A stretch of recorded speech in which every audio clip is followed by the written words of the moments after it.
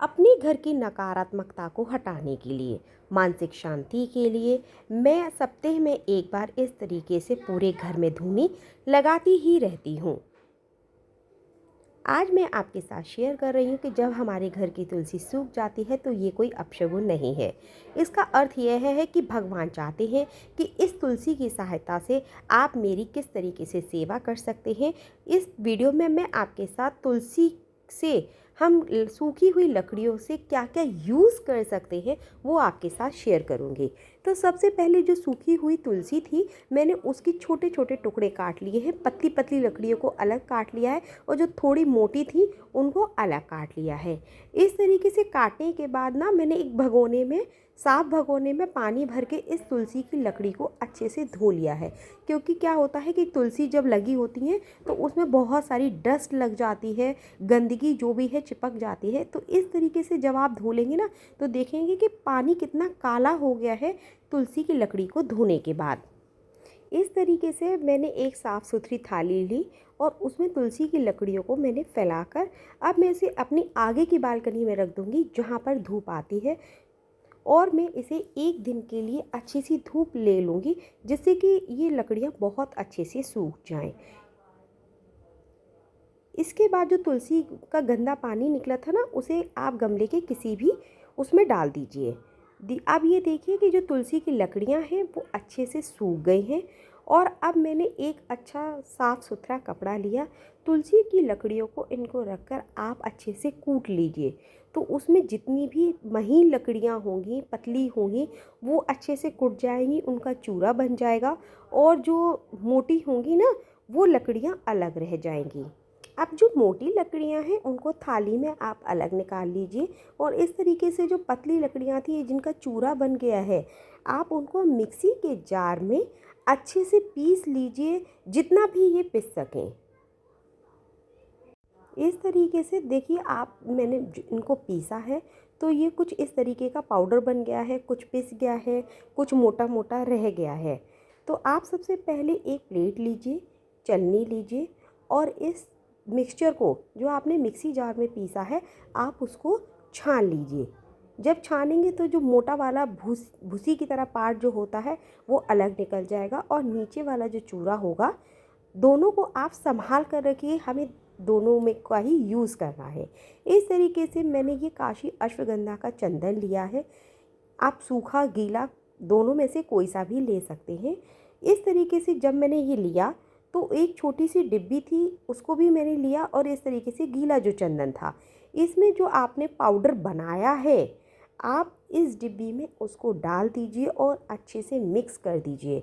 Mix करने से क्या होगा कि तुलसी का जो चूरा है और ये चंदन का चूरा जब अच्छे से मिक्स हो जाएगा तो इन दोनों का यूज़ आप भगवान को टीका लगाने के लिए कर सकते हो।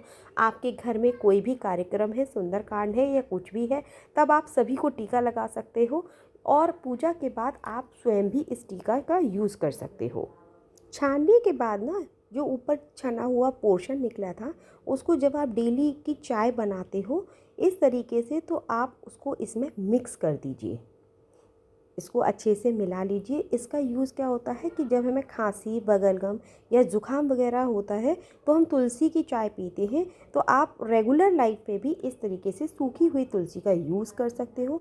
इसके साथ आप काली मिर्च भी ले लीजिए, उसके बाद आप इसमें लौंग ले लीजिए, उन सबको आप अच्छे से कूट सकते हैं। इलायची भी आप इसमें पीस के रख सकते हैं। इस तरीके से जो आपकी चाय की पत्ती का मसाला है वो रेडी हो जाता है जब भी आप चाय बनाएं। इसका जो थर्ड यूज़ है वो मैं बताती हूँ कि इस तरीके से जो थोड़ी मोटी मोटी लकड़ियाँ बची थी तो आप पहले क्या करें, इनको एक डिब्बी में भी भर के रख सकते हैं अगर ये बहुत ज़्यादा है तो।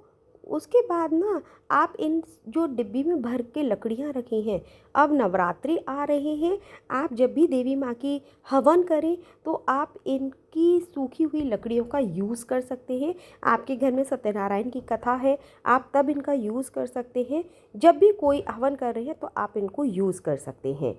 उसके बाद आप इस तरीके से मैंने एक मिट्टी का बर्तन लिया है और जो लकड़ियाँ हैं इस तरीके से आप इसमें भर दीजिए। और इसको जो यूज़ करती हूँ ना मैं अपने घर में पूरी धूनी देने के लिए यूज़ करती हूँ।